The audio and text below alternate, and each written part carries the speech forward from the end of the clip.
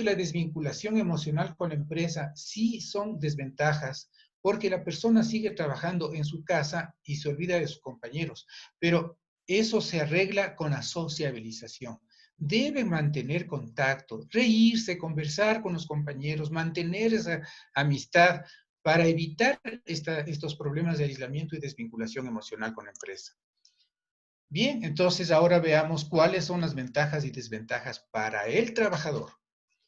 Para el trabajador, mejora la conciliación entre la vida laboral y la vida de su casa. Trabaja con comodidad en su casa.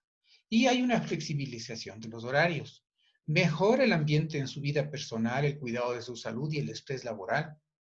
Aumenta su autonomía, pero debe aumentar su responsabilidad con disciplina y por lo tanto la productividad y la calidad del trabajo. Ahora se le va a medir al teletrabajador por sus resultados, no por su asistencia, por sus resultados. Ya obviamente disminuye los costes de transporte, de alimentación y el estrés que significa la movilización desde los valles a Quito y dentro de Quito mismo. Desventajas, ya hemos mencionado, ya se elimina el ambiente laboral, aislamiento del trabajador, posible descenso del rendimiento laboral, en fin, pero ya hemos hablado de este tema, cómo se puede corregir. Ahora, para la sociedad en general mejora el ambiente social y familiar dentro de sus familias. Y hay una gran oportunidad para las personas que tienen capacidades especiales y grupos prioritarios que de otra manera no podrían participar en estos cargos. Esta es la gran oportunidad que tienen ellos para prepararse, para desarrollar sus habilidades y ofrecer a las empresas una gran productividad. Obviamente, como va a ganar dinero, van a tener trabajo, va a aumentar el circulante, que es lo que necesitamos de este momento que está todo parado. Porque va a haber un incremento de teletrabajadores y va a comenzar a circular más el dinero. Va a disminuir felizmente la congestión por tránsito urbano, la emisión de gases contaminantes y la optimización del tiempo que se gastaba en la movilización. No hay que descuidar los problemas que pueden darse en el teletrabajo. Entre estos están los riesgos ergonómicos y psicosociales. Dentro de los riesgos ergonómicos ya vamos a tocar ese punto, los psicosociales muy ligeramente, porque Máster Daniela Ordóñez nos va a hablar de todos estos problemas psicológicos. Pero hay también la falta de seguridad en las transmisiones cibernéticas, la inseguridad cibernética que ya les hablé hace un momento y cómo manejarla. También puede haber dificultad para el desarrollo de una carrera profesional porque están empeñados en realizar su trabajo eficiente a través de este teletrabajo y pueden estar cansados, pueden no avanzar, pero sí o sí sé de muchas personas que al mismo tiempo están haciendo su esfuerzo y están siguiendo estudios una vez que se termina el horario de trabajo por este sistema. Puede haber restricción de oportunidades en la formación y desarrollo, pero eso depende también de cada uno. Un problema puede haber si es que no lo manejan bien la separación entre lo que es la casa y el trabajo. Especialmente cuando son madres de familia. Las madres de familia hacen el trabajo doméstico en la casa, se ocupan de los niños y tienen que trabajar dentro de la casa. Entonces, eso tienen que aprender a separar y tienen que hablar con sus hijos, con su esposo, para separar el ambiente de la casa del ambiente de trabajo que se daría en un sitio que sea cómodo, que tenga toda la iluminación, que tenga la comodidad, que no tenga ruido, etc. Pero puede pasar también lo que se llama riesgo de trabajo compulsivo, que tal vez nos pueda hablar Daniela, y es ese tipo de gente que hace un montón de trabajo ineficiente, hacen un montón de trabajo ineficiente. Y eso podemos observar especialmente en ciertas instituciones del Estado, por ejemplo, en los hospitales, donde les exigen llenar cualquier cantidad de papeles. A nivel educacional creo que ha disminuido un poco esta exigencia también, pero ha sido una cosa terrible el llenar cantidad de papeles y ese crea un trabajo compulsivo, no productivo. Eso es lo malo, que no es productivo. También puede haber empleados fuera de foco, empleados que se van a teletrabajo y no tienen idea cómo aplastar los botones de una computadora. Obviamente esas personas no están listas para trabajar en teletrabajo. Pero hay otras personas que no pueden desligarse de las redes sociales y comienzan a manejar las redes sociales en las horas de trabajo. Eso no debe ser. Tienen que desconectarse totalmente de las horas, en las horas de trabajo de las redes sociales. Esa es la causa principal. También puede haber otras distracciones que pueden disminuir su productividad de trabajo. Hay personas, eh, por otro lado, que pueden tener una imagen de, dijera yo, de hippies, ¿no? Una imagen frívola de poca seriedad y que son eficientes y que quieren trabajar a tiempo parcial haciendo teletrabajo. Entonces, fíjense bien, averigüen bien a ver la capacidad real de esas personas, pónganles a prueba, no les separen de entrada. Es importante tomar en cuenta que debemos de estar con un buen equipamiento, una buena computadora que sostenga el teletrabajo, una buena red de internet, un local adecuado, silencioso, bien iluminado. La iluminación tiene que llegar por un lado de la computadora, no puede estar viniendo del frente frente a nuestra cara, tampoco puede venir de atrás, tiene que venir de un lado izquierdo o derecho. La persona que es diestra es preferible que la ventana o la luz artificial le venga desde el lado izquierdo y lo contrario para la persona que es zurda. Es importante que tengan el equipamiento suficiente y el local adecuado, la tecnología, y puede darse que estén sujetos a salarios inferiores. Por ley sabemos que no les pueden bajar el salario, pero en nuevas oportunidades para personas que ingresan puede ser que el salario sea un poco menor que para las que ya están desde antes en la empresa.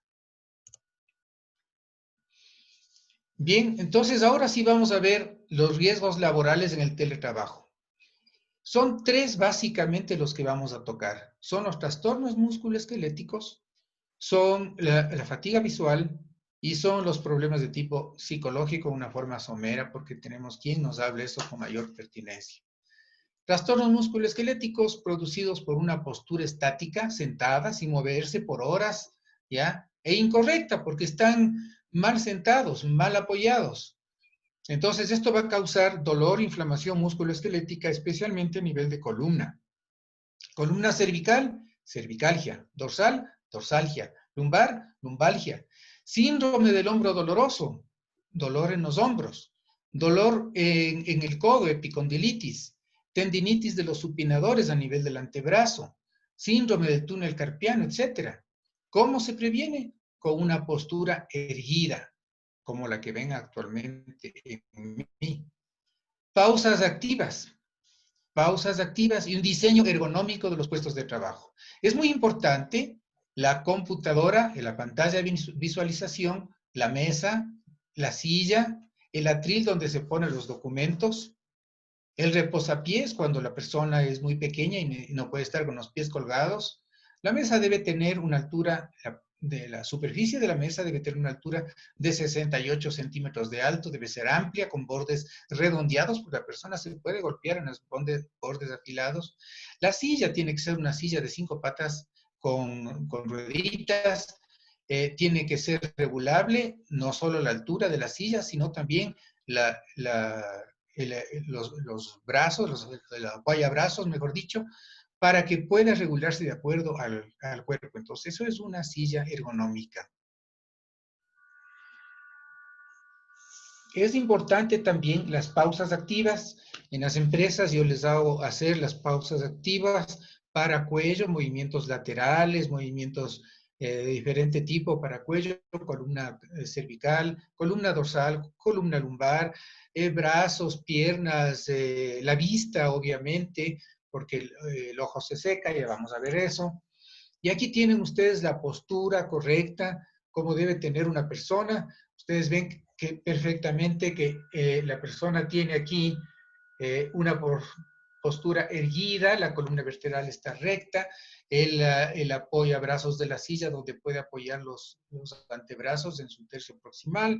Fíjense que la columna vertebral y los muslos tienen prácticamente un ángulo recto. de un ángulo un poquito más abierto, tal vez unos 110 grados para las rodillas en relación con las piernas, y tiene que estar apoyado los pies.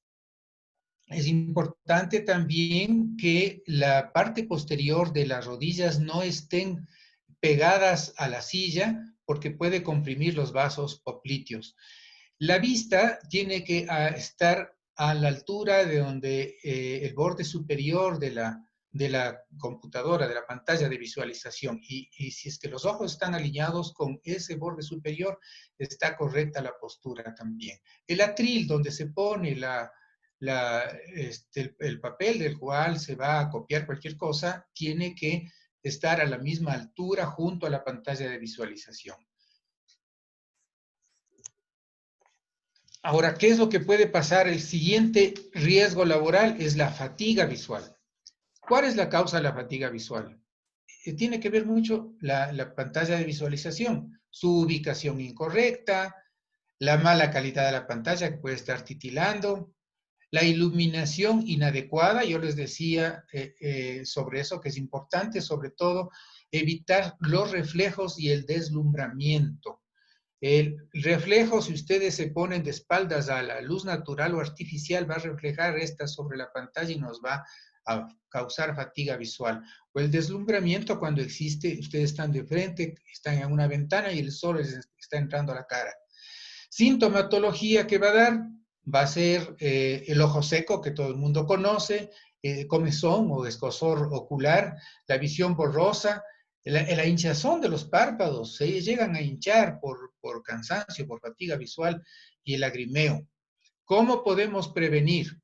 Podemos prevenir corrigiendo todos estos errores de la pantalla de visualización que hemos mencionado ya y haciendo pausas de recuperación que consiste en cerrar los ojos, mover los ojos de un lado a otro, mirar a lo lejos, lejos de la pantalla, en otro sitio, de preferencia están en la casa, a una zona verde de la casa, y hacer movimientos oculares en todo sentido. Creo que se fue. Sí. Vamos a hablar ahora un poquito sobre el distrés en el teletrabajo. Sobre esto tenemos que mencionar las causas, ¿no? En el ámbito laboral y familiar es la incapacidad de separación de los dos, que ya mencionamos. El ruido. Esa persona que trabaja junto a una mecánica y tiene el ruido metal mecánico todo el tiempo, obviamente no, le va a causar estrés. El puesto de trabajo inadecuado, una tecnología insuficiente, la falta de formación tecnológica, la falta de planificación y organización en el teletrabajo, el aislamiento que hablamos, la sobrecarga de trabajo, la falta de pausas. Es importante hablar sobre la sobrecarga de trabajo porque mucho se abusa de los trabajadores que están haciendo teletrabajo, piensan que están disponibles las 24 horas, los 7 días a la semana. El teletrabajo es de 8 horas diarias. Todos los días, 40 horas a la semana, 160 al mes. Pero yo sí estoy viendo en algunas en que les ocupan 12 horas y después son las llamadas después de las 12 horas inclusive. Eso está mal porque simplemente van a disminuir la eficiencia y la productividad de las personas. La falta de pausas activas también es importante, que se deben realizar cada hora o cada 2 horas dependiendo del caso. Luego vamos a hablar de la evolución de este estrés. ¿Qué puede pasar? Al comienzo, las personas que iniciaron con esta pandemia hace 2 meses y medio, se estresaron, porque faltaba la formación, faltaba la tecnología, faltaba todos los que hemos mencionado en muchos casos, y al final se lograron adaptar, se equilibraron, y ahora muchas de ellas están en la situación de confort. Les encantó, otras personas no. Y yo he visto, me han llamado por teléfono personas que han estado muy, pero muy afectados con lo que llaman panic attack, o sea, sí, ¿no? Y otras personas que ya no quieren volver a otro sistema de trabajo, o sea, de todo, depende de cada persona. Pero bueno, tomando en cuenta la mayor parte de la gente que va a regresar ya a su trabajo, ahora regresa a su trabajo y va a tener un desequilibrio emocional al retorno, que tiene que volver a adaptarse en la misma forma como lo hizo cuando fue a su casa. Pero no hay que desconocer que van a tener miedo, que van a tener ansiedad, pero el miedo y la ansiedad se genera por el miedo de contagiarse. No todo el mundo tiene su vehículo propio, tiene que ir en transporte común y ahí existe un riesgo muy alto de contagio.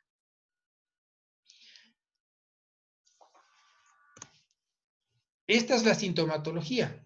Hay sintomatología de tipo psicológica, conductual, miedo y somatización.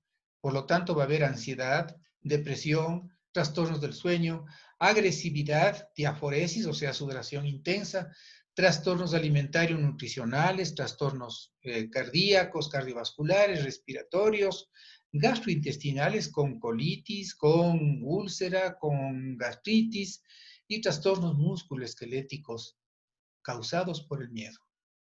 ¿Cómo podemos ayudar a estas personas? Con la prevención,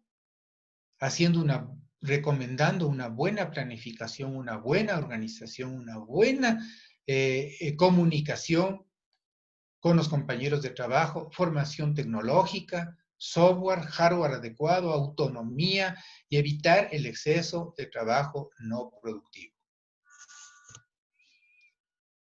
Llegamos finalmente ya, estamos llegando al final, para hablar de los protocolos de trabajo, del teletrabajo en casa. Hay que establecer por parte de la empresa tiene que nacer la política organizacional en el trabajo, en el teletrabajo. Se tienen que definir canales de comunicación, métodos, horarios, números de reuniones, o sea, eso tiene que estar definido y cumplido. Hay que formar a los empleados, hay que establecer herramientas tecnológicas de control, hay que facilitar el equipo necesario, el software, el hardware. Se necesita ciberseguridad, una buena red de Wi-Fi que sea segura, dispositivos exclusivos para el teletrabajo y el empleado tiene que saber bloquear y apagar el aparato cuando deje de trabajar. Hay que definir objetivos que tienen que ser cuantificables, observables, medibles, con una lista diaria de actividades y tareas que deberán ser cumplidas para alcanzar los objetivos. Hay que realizar una supervisión periódica de cumplimiento de actividades y de objetivos. Para esto existen los sistemas KPI y el OKR, que es mucho mejor porque permite identificar objetivos específicos diarios y eso permite una mejor medición de la efectividad, de la productividad. Otro punto importante dentro del protocolo de teletrabajo en casa es la información y la formación permanente con una comunicación unificada con la empresa. Es importante también señalar que debe haber una organización diaria por parte del teletrabajador. El teletrabajador tiene que levantarse como se levantaba para ir a trabajar en su lugar de trabajo normal, en las instalaciones. Entonces tiene que levantarse temprano, asearse, bañarse, ir a desayunar, lavarse la boca, vestirse, no quedarse en pijama, ¿ya? Y caminar a su puesto de trabajo, que lo único que ha hecho es cambiar de sitio. Pero hay que respetarse y respetar a los demás. Y eso le va a obligar a trabajar bien. El que trabaja en pijama no trabaja nunca bien. Se deben cumplir los horarios y esto va para ambas partes, para el trabajador y para el empleador. Se deben cumplir y hacer cumplir los horarios. Se debe realizar pausas activas de descanso, de estiramiento. Y el puesto de trabajo en la casa tiene que ser ergonómico, tiene que ser agradable y tiene que estar ordenado. Y es importante establecer protección de riesgos ergonómicos y psicosociales.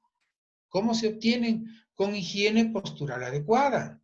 Siempre tener presente que debe estar bien sentado.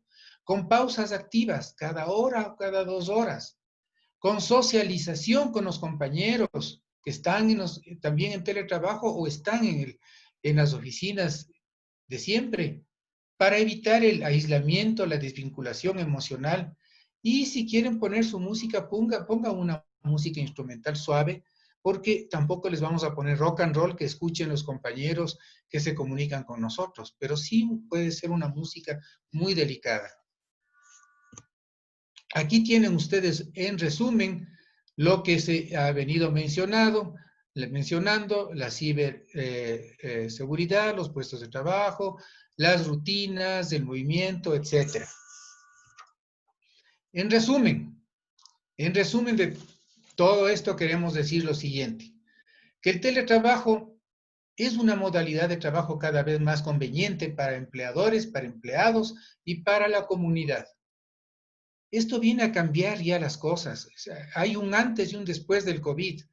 Definitivamente no vamos a ser las mismas personas, las empresas no van a funcionar de la misma manera y tenemos que ser eficientes para salir de esta situación económica y de crisis social y sanitaria. Entonces, esto está para cambiar y somos nosotros los que tenemos que cambiar. Durante la emergencia nacional debido a la pandemia COVID-19, demostró ser una opción valiosa para continuar labores, sobre todo en educación y en salud. Los chicos siguen estudiando en casa. En educación es así. En salud es igual, se hace la telemedicina.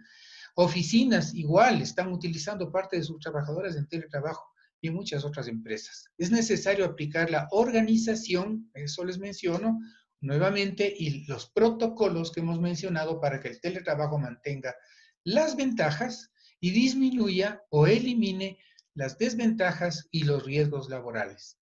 Por último, el grupo vulnerable debe permanecer en la modalidad de teletrabajo hasta que el riesgo biológico sea más bajo. Les agradezco mucho por su atención.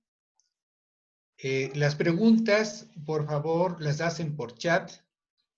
Vamos a recolectar todas las preguntas al final de las 3 presentaciones y luego de eso vamos a contestar todas sus preguntas. Va a haber una persona encargada de ordenar todo esto y presentarnos las preguntas a cada una de las 3 personas que participemos.